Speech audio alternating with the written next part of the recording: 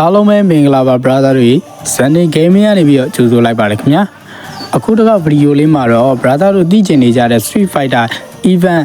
အကြောင်းလေးကိုကျွန်တော်ကထပ်မံပြီးတော့ပြောပြပေးသွားမှာဖြစ်ပါတယ်အဲ့တော့ဗီဒီယိုလေးကိုအဆုံးထိလိုက်ကြည့်ပေးကြပါဦးခင်ဗျာအခုတစ်ခေါက်မှာတော့ Street Fighter skin တွေကိုသူတို့ HD version နေနဲ့ထွက်ရှိလာပြီးပဲဖြစ်ပါတယ်ဒီထဲမှာဆိုရင်တော့ဘယ် hero ရဲ့ skin တွေကိုသူတို့ဘယ် character တွေနဲ့တွဲထားမလဲဆိုတော့ကျွန်တော်တို့အတိအကျသိရတော့မှာဖြစ်ပါတယ်အဲ့တော့ဒီမှာ video အကြီးလေးထွက်လာပြီဆိုတော့ brother တို့ဒီမှာStreet Fighter event ကလာဖို့တေးကြပြီပေါ့နော်လာဖို့တေးကြသွားပါပြီဘယ်နေ့ပဲချိန်မှာလာမလဲတော့အတိအကျတော့မသိသေးပေမဲ့လာဖို့တော့တေးကြနေပါပြီအဲ့တော့ကျွန်တော်တို့အတူတူဒီ video လေးကြည့်ပြီးတော့ဘယ် character တွေနဲ့ဘယ် hero ကိုတွဲထားမလဲဆိုတာ like ရော like ဖက်ရလားဆိုတော့ brother တို့တစ်ချက်လောက်အကြံဉာဏ်လေးပေးကြပါဦးကျွန်တော်တို့အတူတူကြည့်လိုက်အောင်ဗျာပထမဆုံး skin ကတော့ဒီမှာ Guinevere skin ကိုသူတို့လုပ်ပေးထားပါတယ် Guinevere skin ကိုသူတို့ Chanli ရဲ့ character နဲ့တွဲပြီးတော့ဒီမှာ skin ထုတ်ပေးထားရပေါ့နော်အိုးကျွတ်ဆိုရင် brother တို့ရေးကြည့်လိုက်အောင် share ကိတ်တာပဲကွာဟိုမိုက်တယ်ကြည့်လိုက်အောင် brother တို့လုံးဝနော် oh my god share hey brother တို့ရေးမိုက်တယ်နော်နောက်ပြီးတော့ဒီ Guinevere ကိုသူတို့ outfit 1 2လောက်ထားပေးရပေါ့နော်ဒီမှာဒါကတော့ outfit 2ဒီမှာတော့ outfit 1ဖြစ်မယ်ကြည့်လိုက်အောင်အိုးကျွတ်စီ oh my god မိုက်တယ်ကွာဘာဖြစ်ဒီ skin ကလေ brother ဒီ skin ကိုယူသေးတယ်ဒီ skin share ကြီး Guinevere player တွေfighter player နဲ့ဆိုရင်ဒီ skin ကိုယူသေးတယ်ပေါ့နော်โอ้เชยကျွတ်စွန်ကြီးကွာမိုက်လိုက်တာကြိုက်သွားပြီကွာဒီ Guinevere ရဲ့ skin ကိုတော့ coin 1200နဲ့လဲပြီးယူရမှာဖြစ်ပြီးတော့ဒီမှာ outfit 2ကိုတော့ brother တို့ coin 200နဲ့ယူရမှာပဲဖြစ်ပါတယ် Guinevere ရဲ့ scale effect ကိုတစ်ချက်ကြည့်လိုက်အောင်ဒါကသူ့ရဲ့ passive ပေါ့နော် gain yacht scale 1 scale 1မိုက်တယ်သူလှမ်းပစ်လိုက်တယ် scale 2ဟုတ်ပြီ okay ကိုခွဲတယ်ဟုတ်ပြီမိုက်တယ်ဗျသူ့ရဲ့ scale တွေကလည်း effect တွေကလည်း oh my god ကြည့်လောက်ဟိုကျွတ်စီနောက်တစ်ခါအိုးကြည့်လောက် brother ကြည့်လောက်သူအဲ့ဒီမေကြီးကိုတစ်ချက်ရှိုး oh my god မိုက်တယ်ဟေး brother တို့ဒီ skin ကိုယူလိုက်တော့ဒီ skin ယူလိုက်တော့မိုက်တယ် oh my god ဟျောင်းဟေးရှက်ကျွတ်စင်ကြီးပါဆိုကဲနောက်အဲ့ဒါဆိုရင်နောက်ထပ်skin တစ်ခုကိုသွားလိုက်အောင်နောက် skin ကတော့ချောင်းရဲ့ skin ပဲဖြစ်ပါတယ်ဒီမှာတော့ဒီမှာခန်းရဲ့ character နဲ့တွဲပြီးတော့ချောင်း skin ကိုသူတို့လုပ်ပေးထားတယ်သူ့မှာလည်း outfit 2နဲ့ outfit 1ဆိုပြီးတော့နှမျိုးရှိပါမယ်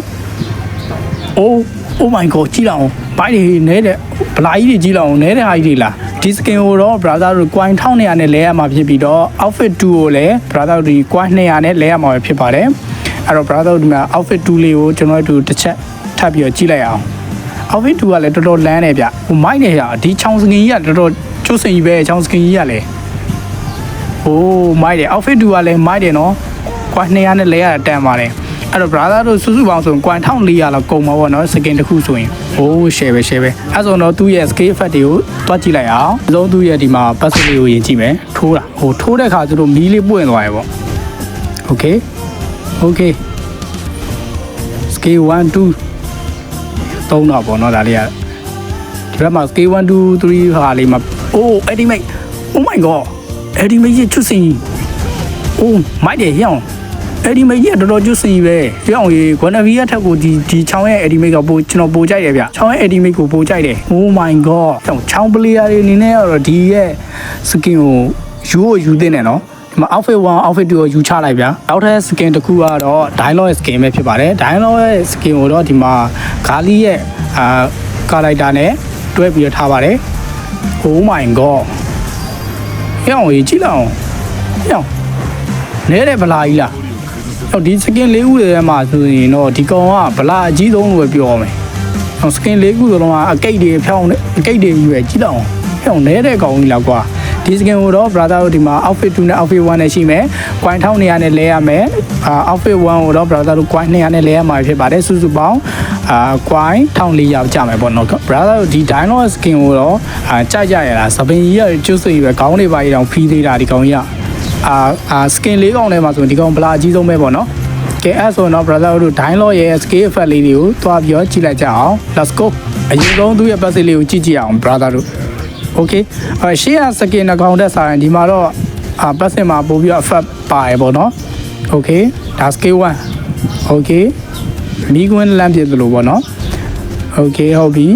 scale K2 ကတော့တိတိကျကျကြီးတော့မရှိဘူးအိုးရှိပါတယ် K2 လည်းတိတိကျကျရှိပါတယ်မိုက်တယ်နော် Okay အဲ့တော့ brother ဒီမှာ estimate လေး check show မယ်ဗျာအိုး estimate ကိုတော့တိတ်မကြိုက်ဘူးဗျာ estimate ကနည်းနည်းတစ်မျိုးပဲကျွန်တော်ကတော့ estimate ကိုတိတ်မကြိုက်ဘူးဗျရှေ့ရနှကောင်ရဲ့ estimate တွေကကျွတ်စင်ဖြစ်ခဲ့သလောက်ဒီမှာတော့နည်းနည်းလေးဝိသွားရလို့ကျွန်တော်ခံစားရတယ်။ဆိုရင်တော့နောက်ထပ် skin တစ်ခုဖြစ်တဲ့ Paquito ရဲ့ skin ကိုကြည့်လိုက်အောင်။အိုး Paquito ရဲ့ skin ကိုတော့ဒီမှာ Ryu ရဲ့ character နဲ့သူတို့လောက်တွဲဖက်ပြီးတော့ဒီမှာ skin ထုတ်ထားပါတယ်။အတန်တော်လေးမှသွားရင် sorry ပါနော်။ Okay ဒီမှာလဲ brother တို့ဒီ skin မှာလဲ outfit 2နဲ့ outfit 1ဆိုပြီးရှိမယ်။ outfit 2ကိုတော့ကွိုင်းထောင်းနေရနဲ့လဲရမှာဖြစ်ပြီး outfit 1ကိုတော့ကွိုင်းနေရနဲ့လဲရမှာဖြစ်ပါတယ်စုစုပေါင်းကွိုင်းထောင်း400ကုန်မှာပဲဖြစ်ပါတယ်ပောက်ကတို skin ကြီးကတော့တော်တော်မိုက်တယ်ဟာဟို street fighter skin တွေအကုန်လုံးကဒီမှာဗလားတွေစားနေနေကြီးပဲ Guinevere ဆိုလဲအလုံးဝအကိတ်ကြီးဟို share ပဲဟိုပောက်ကတို skin ကြီးကမိုက်လာဒီမှာ animation ကတော်တော်လေးမိုက်တာပဲပောက်ကတိုရဲ့ animation ကကျွန်တော်ခုနကဒီ Street Fighter skin တွေထဲမှာဆို animation မိုက်တာဆိုဒီ Paquito ရဲ့ animation တော်တော်လေးမိုက်တယ်ဒီ skin လေးခုထဲမှာဆိုရင်တော့ fighter player တွေနဲ့ဆိုရင်တော့ဒီ Paquito ပိုကြိုက်လိမ့်မယ်လို့ကျွန်တော်ပို့ပြီးတော့ခံစားမိရပေါ့နော် Okay အဲ့ဆိုရင်တော့ brother တို့ဒီမှာPaquito ရဲ့ skin effect လေးတွေကိုတစ်ချက်သွားပြီးတော့ show လိုက်အောင် let's go အရင်ဆုံးအနေနဲ့သူ့ရဲ့ passive လေးကိုကြည့်မယ် passive ကတော့ရှေ့က skin တွေတိုင်းပဲOkay ကျွန်တော် Paquito သုံးနေကြမဟုတ်ဘူးဆိုတော့သူဒီကောက်ရဲ့scale 1 2ရဲ့ ultimate တွေရဲ့ကျွန်တော်မသိဘူးပေါ့နော်ဒါပေမဲ့ကျွန်တော်ရဲ့စိတ်ကြိုက်အကြိုက်ကြီးတော့မဟုတ်ဘူးဗျ ultimate နဲ့ကျန်တဲ့ effect တွေကတိတ်မမိုက်ဘူးဗျကျွန်တော် Paquito ကျွန်တော်တော်တော်လေးတော့မျောလင့်ထားတာတိတ်မဟုတ်ဘူးဗျဆိုတော့ Guinevere နဲ့ချောင်း skin ကြီးကတော့ ultimate ကိုကျွန်တော်သူ့ရဲ့ဒီ scale effect တွေကတော့တော်တော်မိုက်တယ်Guinevere နဲ့ချောင်းကတော့လုံးဝယူသင်းတဲ့ထဲပါသွားပြီဒီမှာကျွန်တော်စတော့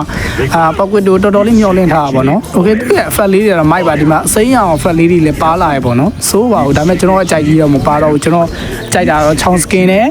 Guinevere ကိုတော့တော်တော်လေးကြိုက်တယ် brother တို့ရောဒီ skin လေးခုတဲ့ best skin ကိုအကြိုက်ဆုံးလဲဆိုတာကို comment လေးမှာတစ်ချက်မှတ်ခဲ့ပေးကြပါအောင်ခင်ဗျာဒီနေ့တော့ကျွန်တော်ရဲ့ video လေးကတော့ဒီလောက်ပါပဲနောက်ထပ်လာမယ့် video တွေမှာထပ်ပြီးတွေ့ကြပါမယ်ခင်ဗျာအားလုံးကျေးဇူးအထူးတင်ရှိပါခင်ဗျာဇန်နစ် gaming ပဲဖြစ်ပါတယ်